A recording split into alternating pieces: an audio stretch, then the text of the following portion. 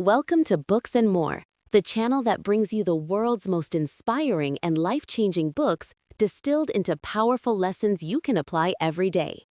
In this video, we explore The Power of Habit by Charles Duhigg, a groundbreaking book that reveals how habits shape our thoughts, actions, and success.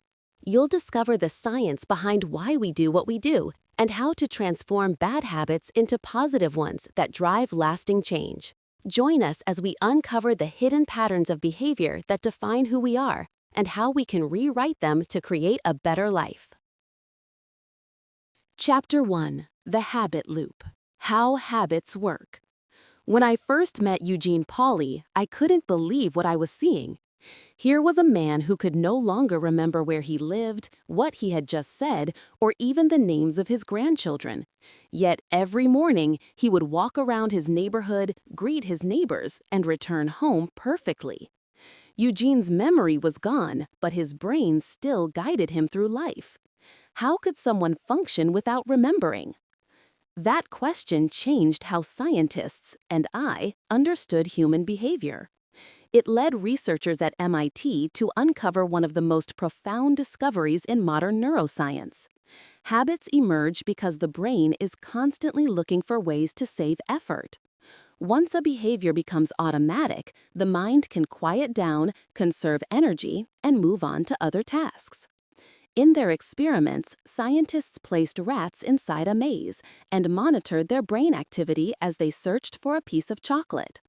At first, the rats explored aimlessly, their brains fully engaged, analyzing smells and sounds. But after repeating the maze over and over, something remarkable happened. Their mental activity decreased. The rats had stopped thinking. They were simply following a pattern. Yet, they found the chocolate faster than ever before. What the researchers discovered was the foundation of all habits, a loop within the brain. Made of 3 parts. Cue, the signal that tells your brain to begin a routine. Routine, the behavior itself, which can be physical, mental, or emotional. Reward, the payoff that helps your brain decide if the loop is worth remembering. Over time, this loop becomes automatic. The brain learns to anticipate the reward as soon as the cue appears, and that anticipation, that tiny surge of craving, is what keeps the loop alive. This is why you can drive home without remembering the trip, or open your phone the moment it buzzes, or eat popcorn just because you sat down in a theater. Habits never really disappear. Even if we stop performing them, the neural pathways that store them remain. That's why people who quit smoking can relapse after years. The habit loop is still there, waiting for a cue. Our brains are designed to fall back into these patterns because they make life easier. But this doesn't mean we're powerless. Once we understand how habits work, once we can see the cue, the routine, and the reward, we gain the ability to change them. The key isn't to erase a habit, but to rewrite it. We can keep the same cue and reward, but insert a different routine in between. When I first heard about Eugene Pauly's case, it seemed almost miraculous. But what his story, and the work of countless researchers taught me, was far more empowering. Our habits are not our fate. They are patterns our brains follow automatically, yes, but patterns that can be reshaped with awareness and intention. That's the beauty and the danger of habits. They shape who we are, often without our noticing. Yet, if we take the time to understand how they work, if we learn to see the loops driving our days, we can start to take control of them, and, in doing so, take control of our lives. Chapter 2. The Craving Brain. How to Create New Habits. When I first began researching habits, I thought every loop, cue, routine, reward, was powered by logic. But as I dug deeper, I realized that wasn't true at all. Habits don't thrive on reason, they thrive on craving. What we desire, not what we decide, is what keeps a habit alive. This truth came to light in the lab of neuroscientist Wolfram Schultz, who worked with a monkey named Julio. Schultz trained Julio to touch a lever when certain shapes appeared on a screen, and each time he did, Julio received a sip of sweet juice. At first, the monkey acted at random, not understanding the connection. But soon, as Julio learned that the image predicted the juice, something fascinating happened inside his brain. Schultz measured Julio's dopamine levels, the chemical that drives motivation and pleasure, and found that at first, dopamine spiked when Julio drank the juice. But after a few repetitions, that spike shifted. The surge of pleasure now came the moment the cue appeared, before the reward. Julio's brain had learned to anticipate satisfaction. That anticipation, the craving, was what made him press the lever again and again. And when the juice didn't arrive, Julio grew frustrated. His brain expected the reward, and when it failed to appear, he felt agitation, even anger. Schultz's discovery changed everything. Habits form not because we crave the reward itself, but because we crave the feeling of anticipation, the promise that something good is coming. Once you see this, you begin to notice craving everywhere. Smokers don't just crave nicotine, they crave the sensation of holding a cigarette. Coffee drinkers crave the ritual of the morning cup as much as the caffeine.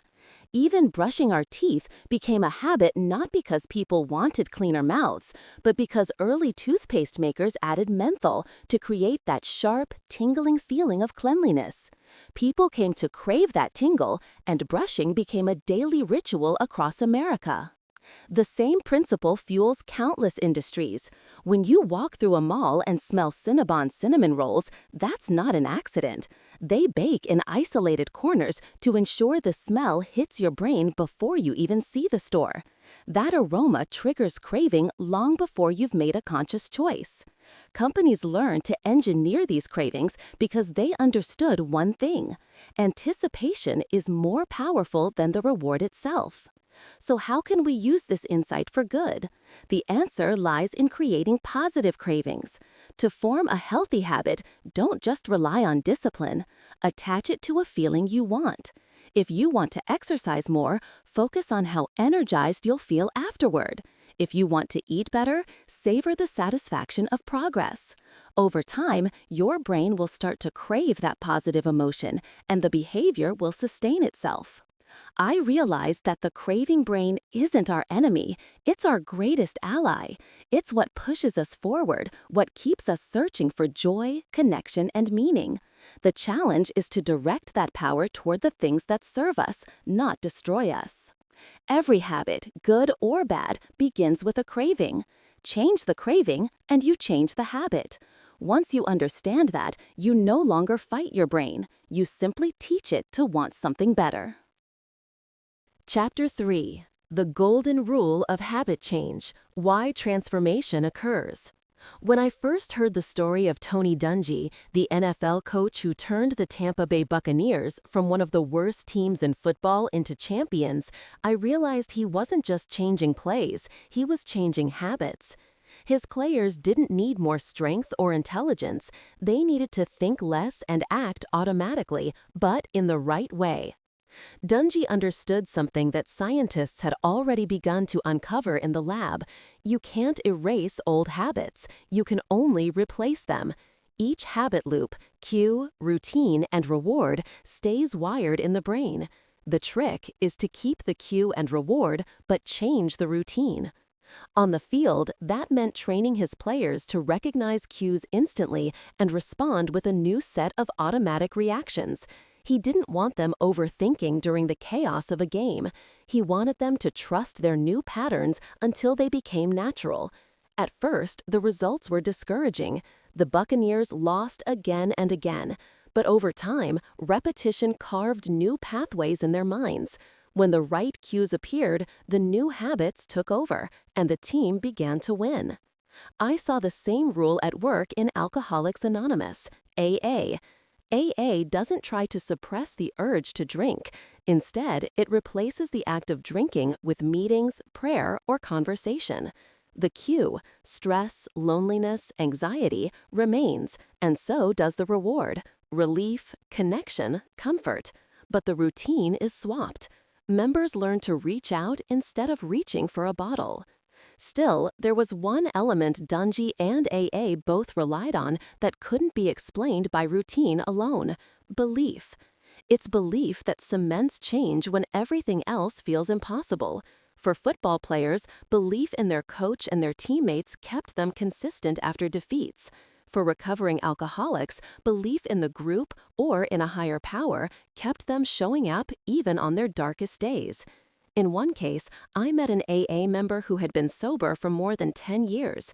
At first, I didn't believe I could change, he told me, but I believed that other people could help me, and that was enough. Over time, that belief became his own. Dungy's Buccaneers eventually won the Super Bowl. When asked how, he said simply, "We didn't do anything new. We just kept doing what we believed in." That sentence captures the heart of this chapter. Lasting change is not about trying harder. It's about believing long enough for new habits to take root. So here is the golden rule of habit change. Keep the cue, keep the reward, change the routine, and believe that you can. Transformation doesn't come from erasing who we are, but from rewriting our loops with purpose and faith. Once we understand that, change stops being a struggle and becomes a natural part of who we are becoming. Chapter 4. Keystone Habits. Which habits matter most? When I first met Paul O'Neill, the new CEO of Alcoa in 1987, investors expected a grand vision about profits and market growth. Instead, O'Neill stood on stage and said, "I want to make Alcoa the safest company in America. I intend to achieve 0 injuries." The room fell silent. People thought he was crazy. But what they didn't see was that O'Neill wasn't really talking about safety. He was talking about habits. O'Neill understood something profound. In every organization and in every person, there are certain habits that have a ripple effect, small changes that spark larger transformations. I call these keystone habits. They may seem ordinary, but when they shift, everything else starts to move with them. To make Alcoa safer, O'Neill required managers to report every accident immediately. That meant better communication between workers and executives. It meant building trust, solving problems quickly, and empowering employees to speak up. These weren't safety policies. They were new organizational routines, and soon they spread. Productivity rose, quality improved, and profits soared. Within a few years, Alcoa's market value had multiplied, and O'Neill had become a legend. The lesson was clear. When you focus on a single keystone habit, you don't just change one behavior, you reshape culture. I saw this pattern everywhere. People who begin exercising, even a little, often start eating better, becoming more productive, and feeling more confident. Parents who sit down for family dinners tend to raise children with better grades and stronger emotional health. Companies that celebrate small wins create momentum that transforms their employees' motivation. Keystone habits work because they change how people see themselves.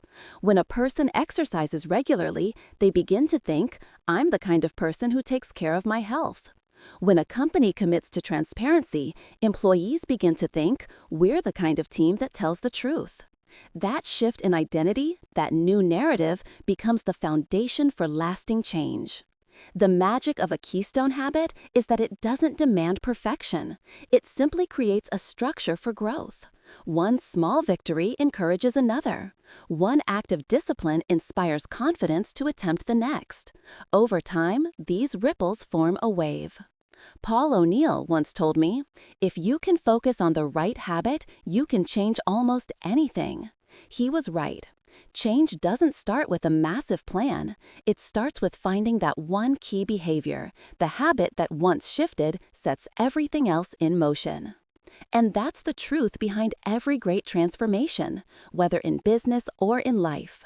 Real progress begins not with force, but with focus, finding the single habit that matters most and letting it lead the way. Chapter 5. Starbucks and the Habit of Success. When willpower becomes automatic. When I started studying how people succeed under pressure, I kept hearing the same word, willpower. It's the ability to stay calm, to make good decisions when everything around you feels chaotic. But as I learned through the story of Starbucks, willpower isn't a gift you're born with, it's a habit you can build. Starbucks employs hundreds of thousands of young people around the world, many in their first jobs. These baristas face customers who are impatient, demanding, or rude. The company realized early on that good coffee wasn't enough. What kept customers coming back was how employees handled pressure.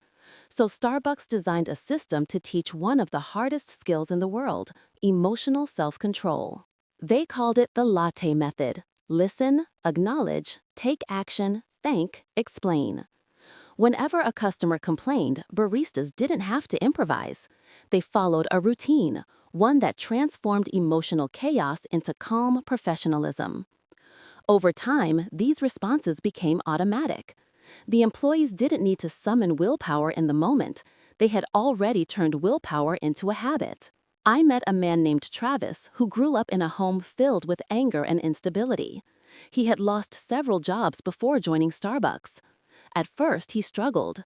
But through the company's training, Travis learned to anticipate stressful situations and plan his reactions. Instead of lashing out, he practiced routines that made him patient and composed. Eventually, he became a store manager. His success wasn't luck, it was the result of rehearsed discipline. Psychologists have found that willpower behaves like a muscle. It gets stronger with practice, but tires when overused. In one study, people who practiced small acts of self-control, like sitting up straight or making their bed, became more focused and disciplined in other areas of life too. The act of managing one habit strengthened their ability to manage others. Starbucks discovered the same truth. People perform best when they prepare for moments of weakness. That's why their training manuals include if-then plans. If I feel overwhelmed, then I will take a deep breath and count to 10. When employees face conflict, their brains don't panic, they follow the plan. The company also learned that belief fuels willpower. Employees who believed their work had meaning, who felt connected to a purpose or a team, showed far more resilience. In other words, community turns discipline into something bigger than endurance. What Starbucks teaches its workers is what all of us must learn. Self-control isn't about forcing yourself to behave, it's about designing habits that make the right behavior easy. Once we prepare for our moments of weakness, willpower stops being something we need to summon, it becomes something we live by. The great secret of success, I realized, is not raw strength, but routine strength. People don't rise to the occasion, they fall back on the habits they've built. And that's why Starbucks thrives and why so many ordinary people become extraordinary. They practice discipline until it becomes part of who they are. When willpower becomes a habit, success becomes automatic. Chapter 6: The Power of a Crisis: How Leaders Create Habits Through Turmoil. One of the most striking truths I discovered while writing The Power of Habit is that real change, whether in individuals or organizations, rarely happens in comfort. It happens in crisis. This chapter begins at Rhode Island Hospital, where a catastrophic mistake, a surgeon operating on the wrong side of a patient's brain, shocked both staff and the public. It wasn't the first such error. The hospital had been struggling with a toxic culture, arrogant doctors, silenced nurses, and broken communication systems. After the tragedy, the media storm was relentless. But amid the chaos, a few leaders saw opportunity. Dr. Cooper, one of the hospital's administrators, told me, "Sometimes people need a jolt. All that bad publicity was our jolt. It gave us the chance to re-examine everything." For the first time, Rhode Island Hospital shut down all elective surgeries for a full day, an enormous cost, and put its entire staff through intensive teamwork and safety training. They installed cameras in operating rooms, created checklists, and allowed anyone, even a nurse, to stop a procedure if something felt wrong. None of this had been possible before. In earlier years, these same ideas had been proposed and rejected. Surgeons had resisted oversight, administrators had feared conflict. But when crisis struck, those barriers fell. Fear turned into motivation. The hospital didn't just fix its safety problem, it changed its organizational habits. I began to see this pattern everywhere. Good leaders seize crises to reshape culture. NASA, for example, had struggled for years to reform safety procedures, but only after the Challenger disaster did deep changes take root. The London Underground, after deadly train accidents, restructured its communication systems. Even Beth Israel Deaconess Medical Center at Harvard changed only after public embarrassment forced doctors to confront their own errors. Why does crisis have such power? Because it breaks the patterns of habit that protect the status quo. People who once resisted reform suddenly become open to new ideas when everything familiar collapses. In those moments, leaders can rewrite routines, redefine priorities, and rebuild trust. But the window doesn't stay open long. Once normalcy returns, old habits creep back. That's why wise leaders prepare in advance. They use smaller, controlled crises or simulated ones to train people for change. They make experimentation part of the culture so the organization learns to adapt without waiting for catastrophe. I realized that this principle applies not only to companies but to our personal lives. Sometimes we too need our own small crises, a health scare, a breakup, a lost job, to force us to look at our habits honestly. If we recognize those moments as opportunities, we can rewrite the systems that hold us back. The story of Rhode Island Hospital ends not in disgrace, but in renewal. A tragedy became a turning point. The same can be true for anyone or any institution brave enough to face its crisis head-on. Crises are the most powerful catalysts for change, I wrote in my notes that day. They strip away excuses, expose what's broken, and make room for something new. That is the power of a crisis. Not destruction, but transformation. When everything falls apart, leaders and individuals have the rare chance to rebuild with intention, and in doing so, to create habits that endure. Chapter 7. How Target knows what you want before you do. When I first began researching how businesses predict consumer behavior, I never imagined that a retail chain like Target would be among the most sophisticated in reading our private lives. Yet, inside Target's headquarters, a small team of data scientists was doing something extraordinary and unsettling, using people's shopping habits to predict what they needed before they even knew it themselves. Every customer at Target has a guest ID, a digital fingerprint that records every transaction, what you buy, when you shop, whether you pay by card or cash, even how far you live from the store. Over time, these data points combine into an incredibly detailed picture of your life.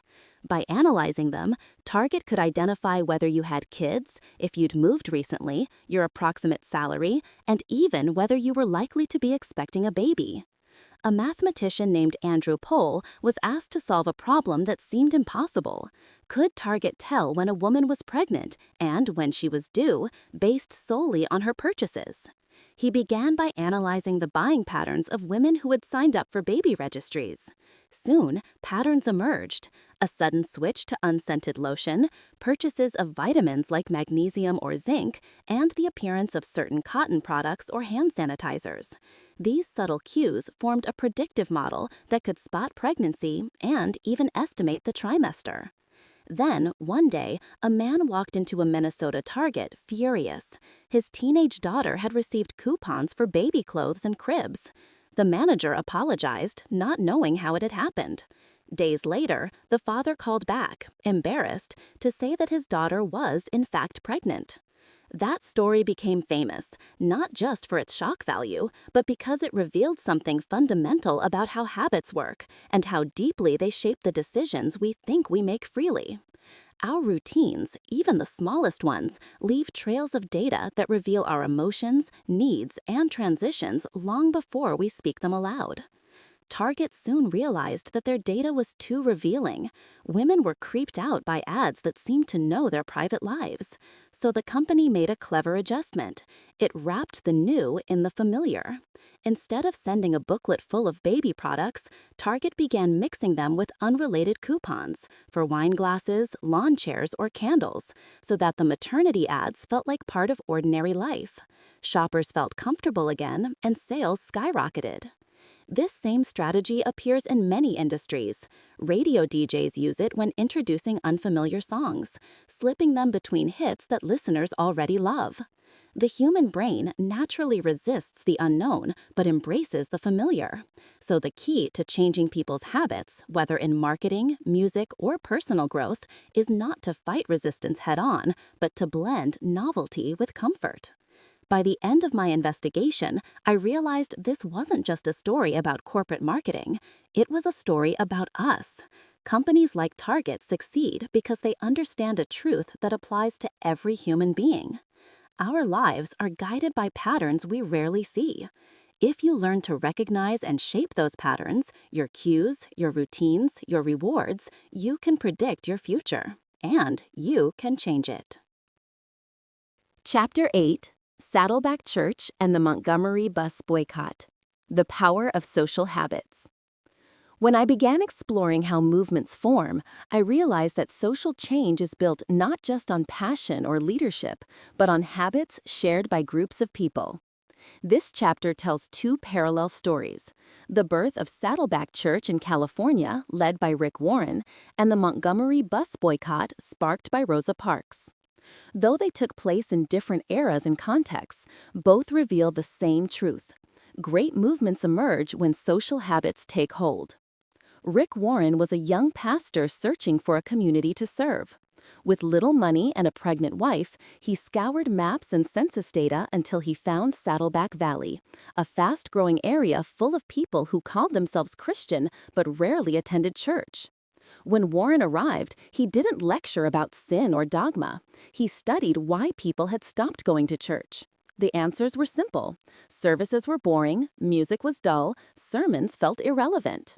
So Warren rebuilt the idea of church around everyday life and emotional connection. He encouraged members to wear casual clothes, played contemporary music, and spoke about real problems: stress, marriage, purpose, self-worth. He didn't demand blind faith. He built habits of belonging. He created small groups where members met weekly, supported one another, and shared their struggles. Over time, attending, connecting, and helping others became natural, no longer obligations, but automatic routines of faith. That's how Saddleback grew from 7 people in a living room to one of the largest congregations in the world. In another time and place, Rosa Parks set off a similar chain reaction in Montgomery, Alabama. Her refusal to give up her seat on a bus in 1955 was not a random act. It was the spark that ignited existing social networks. Parks was deeply embedded in her community. She attended church, worked with civic groups, and had dozens of friends who respected her quiet strength. When she was arrested, these people, pastors, neighbors, club members, mobilized immediately. They printed flyers, organized carpools, and spread the message across churches. Sociologists call this the power of strong and weak ties. Strong ties, close friendships, make people act out of loyalty. Weak ties, acquaintances, and community links spread behavior widely. The Montgomery boycott grew because thousands of individuals, bound by habit and social connection, decided together, we will not ride. But that wasn't enough to sustain a movement for over a year. What kept it alive were new habits of community. Martin Luther King Jr. and other leaders transformed individual anger into collective discipline. They replaced fear with rituals, nightly meetings, shared songs, and the habit of nonviolence. These behaviors turned the boycott from a protest into a way of life. The same pattern that built Saddleback and Montgomery's resistance applies to any enduring movement. It begins with friendship, grows through shared behavior, and survives because those behaviors become social habits. What I learned is this: movements don't depend solely on charisma or moral outrage. They depend on the routines people build together, patterns of action that turn belief into identity. When behavior becomes part of who we are, the movement no longer needs to be pushed forward. It moves on its own. Change happens when social habits become moral habits, when doing what's right feels as natural as breathing. That's how Rosa Parks changed a nation and how Rick Warren built a global church. By understanding that the most powerful revolutions begin not in speeches or prayers, but in the quiet repetition of shared, meaningful habits. Chapter 9. The Neurology of Free Will. When Habits Define Who We Are. As I explored how habits shape our lives, one question haunted me. If habits guide so much of what we do, where does free will begin and end? This final chapter searches for the answer through two deeply human stories, one tragic, one redemptive, revealing that responsibility and change depend not on the presence of habits, but on our awareness of them. The first story is that of Brian Thomas, a quiet man from England who, in a horrific twist of fate, killed his wife while sleepwalking. Thomas suffered from a parasomnia, a disorder that lets people act out dreams. One night, dreaming that a burglar was attacking, he defended himself in his sleep, only to awaken and discover the unimaginable. In court, experts testified that Thomas had no conscious control. His brain had followed an automatic pattern. The jury agreed, and he was acquitted. He hadn't chosen to kill. His actions were the product of a habit executed without awareness. Then there's Angela, a woman whose life unraveled because of gambling. She wasn't acting in her sleep. She was wide awake every time she lost thousands of dollars at the casino. When sued for her debts, Angela argued she couldn't control herself. She was addicted, trapped in a behavioral loop she didn't understand. But unlike Thomas, she was found responsible. Why? Because at some level, Angela still had the capacity to recognize her choices, to see the cues and rewards that drove her behavior, and therefore she had the power to change them. These cases illustrate the profound truth of this book. Habits govern much of our behavior, but awareness gives us freedom. The brain will always try to conserve effort, turning repeated actions into automatic routines. Those circuits never disappear. Once formed, they lie dormant, ready to reactivate at the smallest cue. But the difference between being a prisoner of your habits and being their master is whether you choose to notice them. Scientists studying the brain call this the balance between the basal ganglia, the center of automatic habits, and the prefrontal cortex, the seat of decision-making. Habits live deep in the ganglia, but change begins in the cortex, when we observe our patterns and decide to rewrite them. That's why so many recovery programs, from Alcoholics Anonymous to therapy and coaching, begin with self-awareness, naming the cue, replacing the routine, keeping the reward, and reinforcing belief. What struck me most while writing this chapter was that the line between habit and choice is not fixed. We are creatures of habit, yes, but also of responsibility. We can't blame the brain for every failure. True growth happens when we accept that even if we didn't choose our old patterns, we can choose what replaces them. The science of habit formation isn't just a study of behavior, it's a study of hope. If habits can be created, they can be changed. If they can be changed, then people are not doomed to repeat the past. As I closed my notebook after months of interviews and research, I wrote a single line that summed up everything I'd learned. We are the sum of our habits, but also the authors of them. Our lives are built on patterns we often don't notice, but the moment we see those patterns clearly, we regain control. The power of habit is real, but so is the power to choose.